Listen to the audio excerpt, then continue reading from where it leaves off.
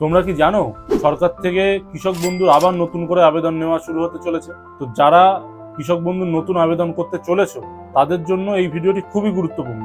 কোন তিনটে জিনিস মাথায় রাখলে তোমাদের অ্যাপ্লিকেশন 100% অ্যাপ্রুভ হবে এবং তোমরা টাকা পাবে? 100% কি 200% অ্যাপ্রুভ হবে এবং তোমরা টাকা পাওয়া শুরু করবে। তো আমি আজকে সেইটা নিয়ে ভিডিওটি বানাতে চলেছি। তোমরা অবশ্যই থাম্বনেল দেখেই বুঝতে পেরেছো। আর যারা এর আগে কৃষক বন্ধুর আবেদন করেছো অথচ অ্যাপ্লিকেশন বাতিল হয়েছে, এবার তোমাদের কি করণীয় তোমরা বুঝতে পারছো না, তাহলে তোমাদেরকে ডিসপ্লেতে দেওয়া আমার এই ভিডিওটি তোমাদেরকে দেখতে হবে এবং সেই ভিডিওর লিঙ্ক আমি আমার ডেসক্রিপশনে দিয়ে দেবো। সেই ভিডিওটি দেখলে তোমাদের কাছে পরিষ্কার হয়ে যাবে যাদের অ্যাপ্লিকেশন আগে করেছো কোনো কারণে বাতিল হয়ে গিয়েছে বা অ্যাপ্লিকেশন করেছো অ্যাপ্রুভালই তোমরা পাওনি, তো সেই সমস্ত বিষয়টা আমি আমার ওই ভিডিওটাতে কভার করেছি। আর এই ভিডিওটাতে আমি কভার করতে চলেছি যে কোন কোন জিনিস তোমাদেরকে মাথায় রাখতে হবে আবেদন করার সময়। আর সেটাকে আমি তিনটে ভাগে ভাগ করেছি, জাস্ট তিনটে পয়েন্ট। সবচেয়ে গুরুত্বপূর্ণ পয়েন্ট 3 নম্বর পয়েন্ট যেটা আছে সেটা। তো চলো ভিডিওটি শুরু করা যাক। এক এক করে আমি সমস্ত পয়েন্ট তোমাদেরকে বলে দিই। তবে যারা নতুন এসছো আমার চ্যানেলে তারা অবশ্যই চ্যানেলটি সাবস্ক্রাইব করো এবং বেল আইকনটিকে প্রেস করে আমাদের পাশে থেকো। ভিডিওটি যদি ভালো লাগে তো কমেন্ট করো, আরও যদি কোনো প্রবলেম থাকে সেটাও তোমরা কমেন্টে জানাতে পারো। চলো ভিডিও শুরু করা যাক। 1 নম্বর পয়েন্ট হচ্ছে নাম ম্যাচ। নাম ম্যাচ বলতে, ধরো তুমি আবেদন করছো কৃষক বন্ধুর জন্য, তাহলে তোমার পর্চাতে একটা নাম আছে। যদি আমি আমাকে দিয়ে এক্সাম্পল দিই, আমার নাম বিশ্বনাথ কর্মকার, তোমরা সবাই জানো। তো আমার যদি পর্চাতে নাম থাকে বিশ্বনাথ কর্মকার, তাহলে যেন আমার ভোটার কার্ড এবং আধার কার্ডেও যেন বিশ্বনাথ কর্মকারই থাকে, মানে স্পেলিংও যেন কোনো ভুল না থাকে। মানে মেন কথা, আমাকে পর্চা, ভোটার কার্ড আর আধার কার্ড এই তিনটে ডকুমেন্টে যেন আমাদের নাম যেন একই থাকে, কোনো যেন নামের যেন মিসম্যাচ না থাকে, স্পেলিং যেন মিস্টেক না থাকে, টাইটেল যেন ভুল না থাকে। মোটামুটি এটা মাথায় রাখতে হবে, নাম মিসম্যাচ যেন না থাকে। তো চলো এবার যাওয়া যাক 2 নম্বর পয়েন্টের দিকে। 2 নম্বর পয়েন্ট হচ্ছে আমাদেরকে একটা জিনিস মাথায় রাখতে হবে। আমরা যেই জমির জন্য আবেদন করতে চলেছি কৃষক বন্ধুটা, সেই জমির শ্রেণী বিভাগটার উপরে কিন্তু আমাদের মাথায় রাখতে হবে। শ্রেণী বিভাগ আমি একটু ভুল বললাম, ওটাকে ক্লাসিফিকেশন, মানে ওটার যে শ্রেণী সেটা আমাদেরকে কিন্তু অলওয়েজ কিন্তু শালি জমি হতে হবে।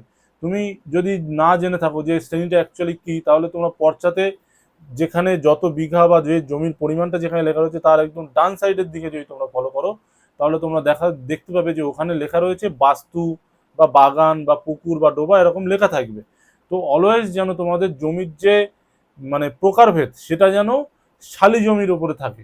তোমাদের যদি বাস্তু জমি হয়, বাগান হয়, তারপরে মাঠ হয়, পুকুর হয়, ডোবা হয়, এগুলো যদি তোমাদের শ্রেণীতে থাকে, তাহলে কিন্তু অমন টাইপের জমিতে কিন্তু তোমরা টাকা পাবে না। অ্যাকচুয়ালি কৃষক বন্ধুর জন্য আমরা টাকা পাই চাষের জন্য, কৃষকরা টাকা পাচ্ছে চাষের জন্য টাকা পাচ্ছে। তাদের যদি চাষে কোনো ক্ষয়ক্ষতি হয় বা চাষে যাতে সে আরো উন্নতি করতে পারে, তার জন্য অ্যাকচুয়ালি কৃষক বন্ধুর জন্য সরকার আমাদেরকে টাকা দেয়। এবারে একজন মানুষ তো বাগানে আর চাষ করে না, একজন মানুষ তো বাস্তু জমিতে তো আর চাষ করে না। তো ওই কারণের জন্য শালি জমিতে কৃষকরা চাষ করে। তো শালি জমি হচ্ছে চাষযোগ্য জমি। তো সেই কারণের জন্যই আমরা যখনই আবেদন করব কৃষক বন্ধুর জন্য, তখন আমরা দেখে নেব যে আমরা যেই জমির জন্য আবেদন করছি সেই জমিটা আদৌ শালি জমি কিনা। যদি শালি জমি না হয়, তাহলে তোমার জমির পরিমাণ যতই হোক না কেন তোমরা কিন্তু টাকা পাবে না। তোমার যদি 10খানা জমি থাকে, তার মধ্যে বেছে বেছে নেবে যেই জমিগুলো শালি জমি রয়েছে, সেই জমিগুলো বেছে বেছেই তোমরা কিন্তু সেই জমির জন্যই কিন্তু আবেদন করবে। তার মধ্যে কিন্তু বাগান বাস্তু জমি ঢুকিয়ে দেবে না, তাহলে কিন্তু অ্যাপ্লিকেশন ক্যান্সেল হবে। তো এটা ছিল আমাদের 2 নম্বর পয়েন্ট।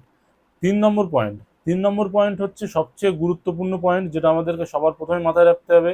তার কারণটা এটাই, যদি ভুল হয়ে যায় তাহলে কিন্তু আমাদের অ্যাকাউন্টে টাকা আসবেই না। সেটা কেন? কৃষক বন্ধুতে আমরা যে অ্যাকাউন্টটা সাবমিট করবো সেটা কিন্তু আমাদেরকে ম্যানুয়ালি অ্যাকাউন্ট সাবমিট করতে হয়, ব্যাংকের বই সাবমিট করতে হয়, অ্যাকাউন্ট নাম্বার ফিল করতে হয়। সেগুলোর জন্য কিন্তু আমাদেরকে খুবই সতর্কতামূলকভাবে কিন্তু স্টেপটা নিতে হয়, সতর্কতামূলকভাবেই ফর্ম ফিল আপ করে জমা দিতে হয়, বা যে ব্যাংকের বইটা দিতে হবে সেটা কিন্তু ভেবে চিন্তেই দিতে হবে।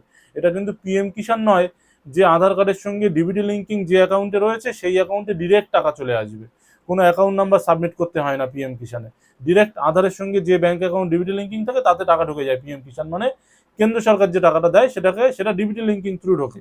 এবার যদি তোমাদের মধ্যে অনেকেরই জানা না থাকে যে ডিবিটি লিঙ্কিং কি বিষয়টা, তো সেটা জানতে গেলে আমার চ্যানেলে আরও একটা ভিডিও আপলোড করা আছে, আমি পাশে ডিসপ্লেতে দেখিয়ে দিচ্ছি, আর আমি ডেসক্রিপশনেও দিয়ে দেবো তার লিঙ্কটা। যদি তোমরা সেটা দেখতে চাও, তাহলে ডিবিটি লিঙ্কের সম্পূর্ণ ধারণা তোমাদের কাছে ক্লিয়ার হয়ে যাবে যে অ্যাকচুয়াল ডিবিটি লিঙ্কিংটি বা ডিবিটি লিঙ্ক অ্যাকচুয়ালি কি। তো চলে আসা যাক এবারে আমরা কৃষক বন্ধুতে।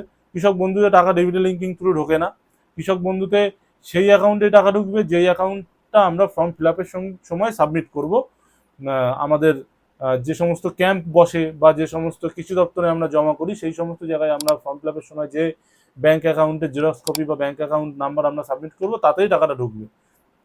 তো যখন আমরা ব্যাঙ্ক অ্যাকাউন্ট নাম্বার সাবমিট করব তখন আমাদেরকে একটা জিনিস মাথায় রাখতে হবে, সেই ব্যাঙ্ক অ্যাকাউন্টটা কিন্তু সিঙ্গেল হোল্ডার হওয়ার দরকার। মানে যদি আমি বিশ্বনাথ কর্মকার অ্যাপ্লাই করি তাহলে আমার নিজের নামেরই ব্যাঙ্ক অ্যাকাউন্ট নাম্বার কিন্তু আমাদেরকে সাবমিট করতে হবে।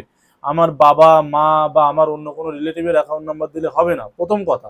দ্বিতীয় কথা, যদি আমি বিশ্বনাথ কর্মকার আমার সাথে যদি কোনো জয়েন্ট অ্যাকাউন্ট হোল্ডার থাকে তেমন কোনো অ্যাকাউন্টে সাবমিট করলে কিন্তু অ্যাপ্লিকেশন তোমাদের বাতিল হয়ে যায়। মানে অনেক সময় অনেক বাচ্চাদের বা অনেকের ক্ষেত্রে এমনটা হয় যে স্বামী স্ত্রীর জয়েন্ট অ্যাকাউন্ট হোল্ডার থাকে।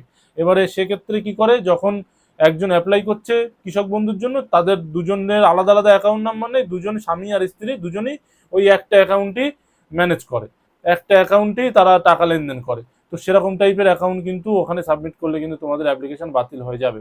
ওখানে কিন্তু অ্যাপ্লিকেশন করার সময় তোমাদেরকে সিঙ্গেল অ্যাকাউন্ট হোল্ডারের অ্যাকাউন্ট কিন্তু দিতে হয়। মানে যদি আমি বিশ্বনাথ কর্মকার অ্যাপ্লাই করি তাহলে আমার নিজের শুধু নিজের নামে অ্যাকাউন্ট ওপেন রয়েছে তেমন অ্যাকাউন্টই আমাদেরকে সাবমিট করতে হবে। আমার সাথে যদি যৌথভাবে আমার মা বা বাবা বা আমার বউ বা দিদি যদি যৌথভাবে অন্য কারোর নামও যুক্ত থাকে ওই অ্যাকাউন্টের সঙ্গে, তাহলে আমি কিন্তু ওই অ্যাকাউন্টে টাকা পাবো না, আমার কিন্তু অ্যাপ্লিকেশন বাতিল হয়ে যাবে। আর এই সেম কারণের জন্য কিন্তু প্রতিটা ব্লকে হাজার হাজার অ্যাপ্লিকেশন কিন্তু বাতিল হচ্ছে। যদি তোমাদের জানা না থাকে তাহলে তোমরা খবর নাও তোমাদের নিকটবর্তী কৃষি দপ্তর থেকে।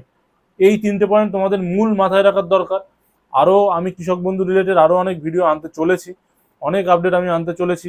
তো এমনই আপডেট যদি তোমরা সময়ে সময়ে পেতে চাও এবং সঠিক তথ্য যদি এত ডিটেলের সঙ্গে তোমরা জানতে চাও তাহলে অবশ্যই চ্যানেলটিকে সাবস্ক্রাইব করতে হবে এবং বেল আইকনটিকে প্রেস করে পাশে থাকতে হবে। যদি ভিডিওটি এতদূর দেখে থাকো তাহলে নিশ্চয়ই তোমার ভিডিও ভালোই লেগেছে বলেই তুমি এতদূর এসছো। তো ভিডিওটিকে একটু লাইক করে দিও, আর পারলে সাবস্ক্রাইব করে দিও আর শেয়ার করে দিও। তো দেখা হচ্ছে পরের ভিডিওতে। ধন্যবাদ।